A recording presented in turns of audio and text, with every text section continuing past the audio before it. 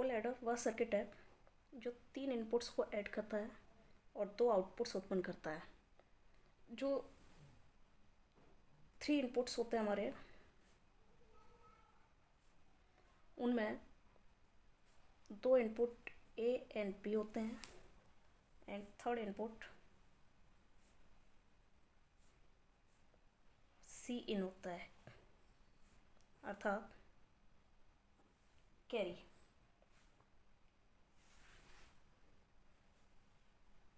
As an input, जैसा कि नीचे रिप्रेजेंटेड ब्लॉक डायग्राम में देखा गया है, 2 इनपुट ए और बी लिए हैं हमने और तीसरा input C in carry in लिया है। अतः यह फुल एडर 2 से अधिक इनपुट वेरिएबल्स का एडिशन करके 2 आउटपुट्स सम और कैरी जनरेट करता है। अर्थात आउटपुट्स हमारे सम एंड सी आउट, अर्थात कैरी आउट होगा। फुल एडर सर्किट का ट्रुथ टेबल क्रिएट करने के लिए हमारे इनपुट्स की संख्या जो है 3 है, तो 2 की पावर 3 के अकॉर्डिंग 8 पॉसिबिलिटीज रहेंगी हमारी, यानी 3 वेरिएबल इनपुट्स में के अकॉर्डिंग हम ट्रुथ टेबल अपना क्रिएट करेंगे। ट्रुथ टेबल क्रिएट करने के लिए जैसा कि हमने फॉर्मेटिंग में लिखा हुआ है, इनपुट में हमने ए बी और सी इन जो कि कैरी इन था, और आउटपुट के रूप में हमने सम और कैरी को लिया है। 2 की पावर 3 से 8 पॉसिबिलिटीज हमने आपको डिफाइन किया, तो उसके अकॉर्डिंग सबसे पहले बाइनरी सीक्वेंस 0 0 0, इन तीनों को आपस में ऐड करने पर हमारा समय भी 0 रहेगा और कैरी भी 0 रहेगा। उसी के अकॉर्डिंग हमारा नेक्स्ट 0 0 1 जो हमारा ऑक्टल नंबर संख्या है, हम उसी के अकॉर्डिंग कन्वर्जन लिखते जाएंगे। तो 0 0 1 ए को बी के साथ जोड़िए, 0 + 0 0, 0 + 1 1, तो हमारा जो सम आएगा वो 1 आएगा, लेकिन कैरी हमारा अभी हमारा 0 रहेगा। नेक्स्ट बाइनरी सीक्वेंस 0 1 0, सेम इसके लिए भी ए को बी के साथ जोड़िए, पहले 0 + 1 1 हो गया, 1 + 0 वो आपका 1 हुआ, तो ऑटोमेटिकली सम में हमारा फिर से 1 आया और कैरी हमारा फिर से 0 हुआ। नेक्स्ट बाइनरी सीक्वेंस लिखेंगे हम, तो 0 1 1, जिसमें ए को पहले बी के साथ ऐड करे हुए 0 + 1 1 होगा, और फिर बी को सी के साथ ऐड करोगे 1 + 1, जब हम अपना 1 + 1 कंस्ट्रक्ट करते हो तो वो आता है 1 0, तो इट मीन्स जो हमारा 0 रहता है वो सम में लिखा जाएगा और 1 जो रहेगा वो कैरी में आ जाएगा। तो उसी के अकॉर्डिंग सम में हमारा यहाँ 0 कैरी 1। नेक्स्ट बाइनरी सीक्वेंस हमारा आएगा 1 0 0, तो ए को बी के साथ जोड़ा 1 + 0 1, और 1 को बी को सी के साथ जोड़ोगे तो 1 + 0 1, तो सम 1 कैरी 0।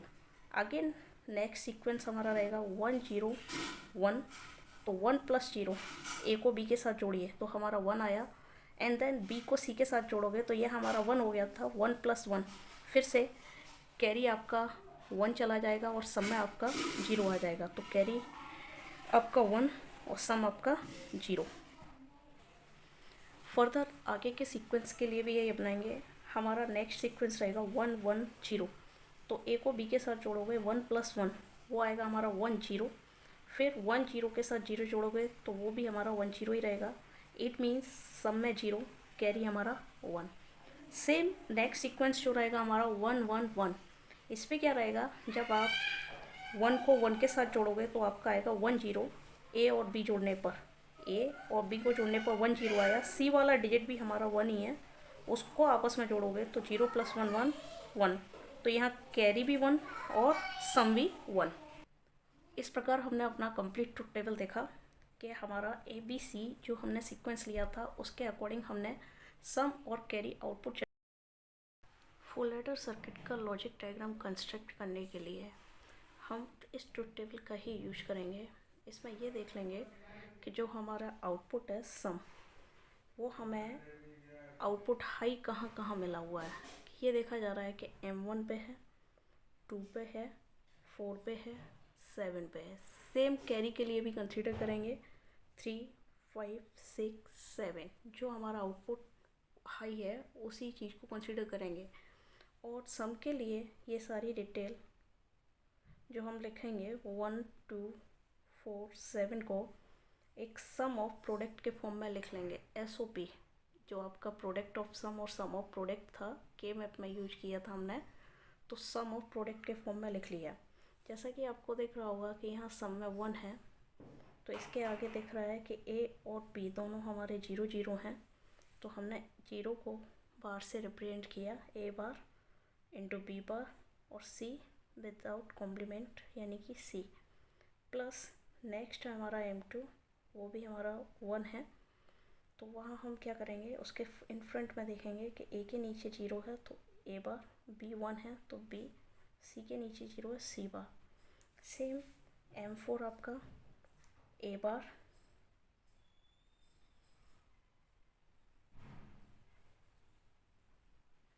इसी प्रकार आपका M4 रहेगा, A के नीचे 1 है तो A, B C दोनों 0 0, B बार C बार। सेम M7 तीनों ही डिजिट हमारी 1 1 है तो A B C। Same cheese carry के लिए कंसीडर कर लेंगे। कैरी हमारा कहाँ का 1 है, 3 5 6 7, तो 3 के आगे A 0 A बार, B और C 1 1 B into C। Plus 5 पे आके इसके M5 के आगे देखिए A B बार C।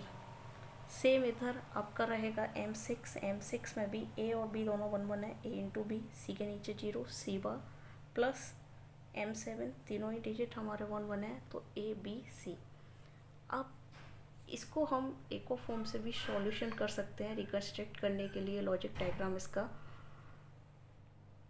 के मैप से भी हम इस फॉर्म को कंस्ट्रक्ट कर सकते हैं। जैसे कि सम में हमने देखा कि 1 2 4 और 7, 1 2 4 7 डिजिट हमें आउटपुट हाई मिला है, तो फंक्शन हमारा ABC 3 इनपुट है और 1 2 4 7 ये हमें इन डिजिट्स के आगे हमें 1 रिप्रेजेंट करना है, तो के मैप ड्रॉ करना है। 3 वेरिएबल्स का है, 3 इनपुट्स हैं, तो 2 की पावर 3 से 8 स्क्वायर वाला के मैप हमने ड्रॉ किया। A B C 3 इनपुट लिए, 0 1 यानी C bar C, 0 0 0 1 1 1 1 0, sorry it's a mistake, 1 1 और 1 0 यानी A B bar A B, ये A bar B, A bar B bar. A B यानी 0 1 2 3 4 5 6 7, 1 पे 1 2 पे 1 4 पे 1 और 7 पे 1। और जो हमारे सिंगल देखा जा रहा है कि कहीं पे भी किसी का भी पेयरिंग या कोई भी स्क्वाड या कोई भी ऑक्टेट कंस्ट्रक्ट नहीं हो रहा है, तो हम इन्हें सिंगल कंसीडर कर लेंगे। और सिंगल कंसीडर करने पर हमें जो सम मिलेगा, यहाँ आप देखेंगे ये C बार और यहाँ है A बार इंटू B, तो इनका आपस में मल्टीप्लाई करके ये लिख जाएगा A बार B C बार। सारी चीज़ें हम ये जो के मैप फॉर्म कर रहे हैं, सम ऑफ प्रोडक्ट ही चल रहा है हमारा, यानी कि मिन terms not the max terms.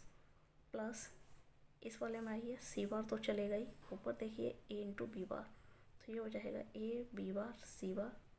Plus यहाँ पर हम देखते हैं ये C बार वाला है और ऊपर देखेंगे A bar B bar C, A bar B bar into C। Plus ये डिजिट है, ये ए बी का है और ये C, तो प्लस A B C। तो सेम फॉर्म हमने यहाँ से भी लिया, डायरेक्टली इससे कंस्ट्रक्ट कर लिया था और सेम ही हमने के मैप से कंस्ट्रक्ट कर लिया है। दोनों में कोई अंतर नहीं है, जैसा कि हम देख रहे हैं कि A bar B bar C ये यहाँ पे आ रहा है, A बार B C बार ये भी आ रहा है, A B बार C बार ये भी है और A B C सेम हम कैरी के लिए भी लिख लेंगे। तो ये तो हमारा एक लॉजिक एक्सप्रेशन लिखने का तरीका रहा। अब इस लॉजिक एक्सप्रेशन को हमें लॉजिक डायग्राम में कन्वर्ट करना है, तो उसके लिए भी आगे बढ़ते हैं। इसी प्रकार कैरी के लिए भी हम के मैप अपना शो कराएंगे। तो कैरी में हमने देखा कि हमारा आउटपुट जो था वो 3 5 6 7 इन डिजिट्स पर हाई था। तो 3 इनपुट वेरिएबल के मैप इसके लिए भी ड्रॉ होगा, तो वही हम ड्रॉ कर लेते हैं। हमारे 3 ही इनपुट हैं, ए बी सी। उसके अकॉर्डिंग 8 स्क्वेयर्स हमारे बन जाएंगे ए बी सी।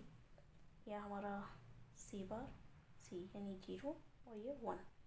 ये हमारा 0 0 0 1, ये हमारा 1 0, ये 1 1। इसके अकॉर्डिंग यहाँ रहेगा ए बार बी बार, ठीक है। और ये होगा हमारा ए बार बी, ये ए बी और ये ए बी बार। ये हमारा ए बी यहाँ से है, तो इस तरीके से काउंटिंग शुरू करेंगे 0 1 2 3 4 5 6 7।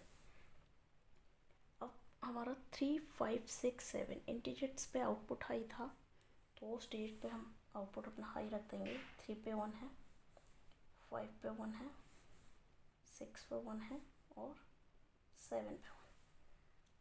अब जबकि हमने अपने सम में देखा था तो कोई भी पेयर क्वाड स्क्वायर कुछ भी नहीं बन रहा था, लेकिन यहाँ हमारी पेयरिंग हो रही है। देखिए इंटीजर्स में 3 7 के साथ पेयर कर रहा है, 7 5 के साथ भी कर रहा है और 7 ही हमारा 6 के साथ भी पेयर क्रिएट कर रहा है। तो अब हमें तीनों में देख लेना है क्या क्या कॉमन है। पहले हम 6 और 7 में देख लेते हैं। 6 और 7 से हमारा क्या निकलेगा कॉमन। तो 6 और 7 में आप देखोगे ये तो दोनों डिजिट हमारी चेंज हो गई। ये सी बार था, यहाँ सी हो गया, तो केवल आएगा यहाँ पे ए बी। 1 और 3 और 7 में हम चेक करते हैं। 3 और 7 से हमें क्या मिलेगा, सी तो कॉमन रहेगा, इधर आएगा। 3 के ऊपर देखिए यहाँ हमारा ए बार बी है और यहाँ पे हमारा 7 के ऊपर यहाँ देखेंगे ए बी। इन दोनों में एक डिजिट है बी कॉमन और सी यहाँ से कॉमन आ रहा है, तो ये हमारा हो जाएगा बी सी। सेम 7 और 5 के लिए कंसीडर करेंगे तो सी हमारा कॉमन चलेगा ही, लेकिन यहाँ 7 के ऊपर ए बी है, 5 के ऊपर ए बी बार है, दोनों में ए कॉमन है, तो ये आ जाएगा ए इंटू सी।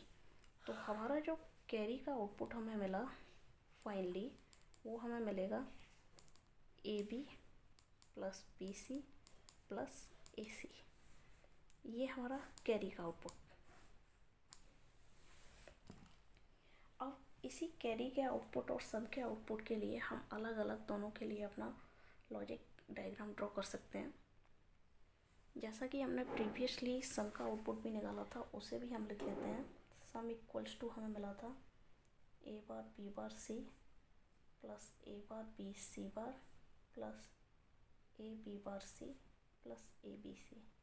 ये ऑटोमेटिकली हमारा जो सम है वो A XOR B XOR C, ये एक 3 इनपुट एक्सओर गेट का भी आउटपुट है। तो हम सीधा सीधा एक अपना लॉजिक डायग्राम ड्रॉ करते हैं फाइनली, जिसमें हम 3 इनपुट्स लेते हैं अपने ए बी और ये हो गया सी। हम कैरी और सम दोनों को एक ही लॉजिक डायग्राम में कंबाइन कर सकते हैं। हालांकि हम अलग अलग भी बना सकते हैं, सम के लिए अलग, कैरी के लिए अलग, लेकिन इजी कर सकते हैं, कॉम्प्लिकेटेड नहीं रखते। तो ये हमारा एक एक्सओर गेट का आउटपुट है सम वाला। तो एक्सओर गेट का symbol already we know about this. XOR gate है ये हमारा, और इसमें तीनों इनपुट है हमारे ए बी और ये हो गया सी। तो ये तो हमारा सम के लिए लॉजिक डायग्राम क्रिएट हो गया, ए XOR B XOR see directly. अब यहाँ हम कैरी में देख रहे हैं A B B C A C, ये एक सम ऑफ प्रोडक्ट फॉर्म में लिखे हुए हैं, यानी तीनों के लिए हमें 1 2 3 स्टेप्स हैं, तो 3 एंड गेट हमारे यूज होंगे और तीनों एंड गेट के आउटपुट को और कर दिया जाएगा। तो जैसे कि एक एंड गेट, दूसरा ले लेते हैं और तीसरा ले लेते हैं। तो first of all A B, तो ए और बी, ये हो गया हमारा ए इंटू बी, ये हमारा एंड गेट है। फिर आता है हमारा बी सी ये हो गया हमारा बी इंटू सी। इसके बाद हमारा आएगा ए सी, ए और सी। तो ये हमारा हो गया ए इंटू सी। तीनों एंड गेट के आउटपुट को मिलाकर कंबाइन करके हम एक और गेट में अप्लाई कर देते हैं। ये हमारा और गेट हो गया। Finally we construct the logic diagram for carry. Carry equals to हमको मिल जाएगा A B plus B C plus A C. तो ये हमारा फुली मेथड था फुल एडर कंस्ट्रक्ट करने का। फुल एडर क्या होता है? फुल एडर जहाँ पे 2 से अधिक वैल्यूज को ऐड किया जाता है, यानी कि 2 इनपुट्स ए और बी लेकर, और तीसरा इनपुट हमारा कैरी इन होता है सी इन, और तीनों को ऐड करने पे हमें 2 आउटपुट मिलते हैं, एक सम और एक कैरी आउट। फिर सम और कैरी आउट के लिए यानी ए बी सी 3 इनपुट और दोनों आउटपुट के लिए जो भी हमें वेरिएबल्स मिले, आउटपुट मिले, उसके अकॉर्डिंग हमने अपना लॉजिक डायग्राम कंस्ट्रक्ट कर लिया।